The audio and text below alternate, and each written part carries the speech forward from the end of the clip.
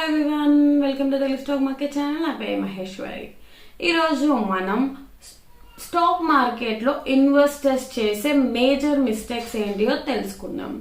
So మనం ఏదైనా షేర్స్ని కొన్నప్పుడు ఆ షేర్స్ నుంచి మనం లాస్ అవ్వడానికి మెయిన్ అండ్ మేజర్ రీజన్స్ వచ్చేసి మనకి ఫస్ట్ రాంగ్ టైంలో ఇన్వెస్ట్ చేయడం.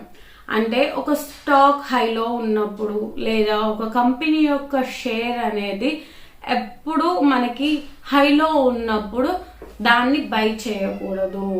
సో ఇలా చాలా మంది ఇన్వెస్టర్స్ అనేది లాస్ అవుతారు.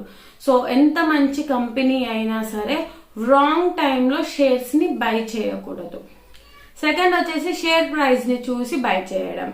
అంటే ఏదైనా షేర్ కానీ మనకి పడిపోయింది అంటే అరే ఈ షేర్ పడిపోయింది అని బై చేయడం కాకుండా సో ఏ షేర్ అయితే పడిపోయిందో సో ఆ షేర్ కి సంబంధించిన కంపెనీ యొక్క ఫండమెంటల్స్, హిస్టరీ, ఫినాన్షియల్ డీటెయిల్స్ అన్నీ చెక్ చేసుకొని టెక్నికల్ అనాలిసిస్ చేసిన తర్వాత ఆ కంపెనీ స్ట్రాంగ్ గా ఉండి కూడా సో అది అనేది షేర్ ప్రైస్ తగ్గింది అని మీకు అనిపిస్తే అప్పుడు మీరు షేర్ ని బై చేయాలి.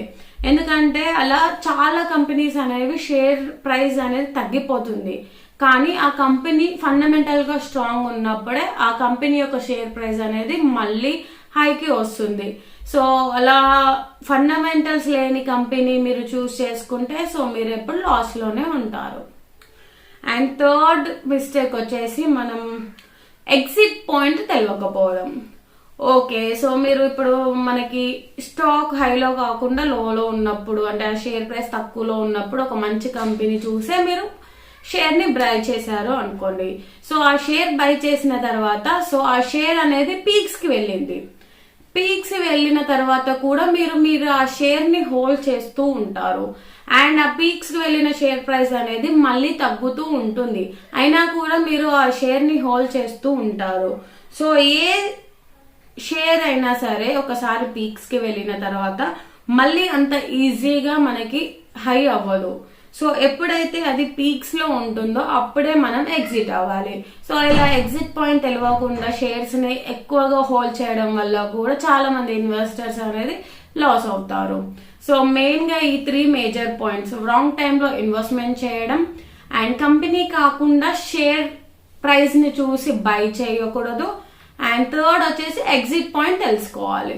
సో ఈ 3 పాయింట్స్ ద్వారా మార్కెట్ లో మీ యొక్క ఇన్వెస్ట్మెంట్ ని మీరు కాపాడుకోవచ్చు. సో మీరు ఒకవేళ ట్రేడింగ్ కి కానీ ఇన్వెస్ట్మెంట్ కి కానీ డిమాట్ అకౌంట్ ఓపెన్ చేసుకోవాలి అనుకుంటే కింద డిస్క్రిప్షన్ లో ఒక లింక్ ఇవ్వబడింది. సో ఆ లింక్ ద్వారా మీరు డిమాట్ అకౌంట్ ఓపెన్ చేసుకోవచ్చు. వీడియో కనుక నచ్చినట్టయితే లైక్ చేయండి, మరి షేర్ చేయండి. మరిన్ని వివరాల కోసం మా ఛానల్ సబ్స్క్రైబ్ చేసుకోండి. Thanks for watching video.